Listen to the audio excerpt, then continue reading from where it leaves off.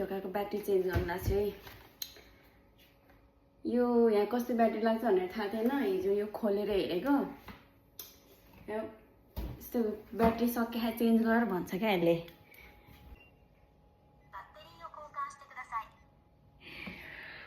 यो भन्न लागेको 1 हप्ताभन्दा बढी हुन लागिसक्यो आज बल्ल लिएर आएको यो कस्तो ब्याट्री लाग्छ भनेर थाहै थिएन क्या अनि हिजो चाहिँ जे परे पर्छ भनेर यसो नेट हेरेर अनि यो खोल्न सिकेको अनि यसलाई चाहिँ यसरी खोल्दा रहेछन् कि गर्दैछु यसरी माथितिर ल्याएपछि यहाँ ब्याट्री हुँदो रहेछ कि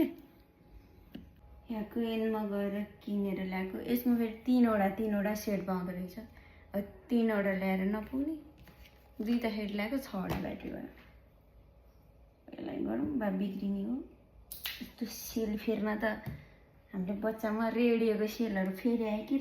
नबिग्रिनु पर्ने हेर्नु गाइस यो चाहिँ कतिवटा च्यात्ने हो गाइस मसँग चाहिँ 2टा बज्ने भयो प्राय हान्ने भने यसलाई चाहिँ यता अनि ल ब्याट्री त भयो चले के गर्छ त बा ल गाइस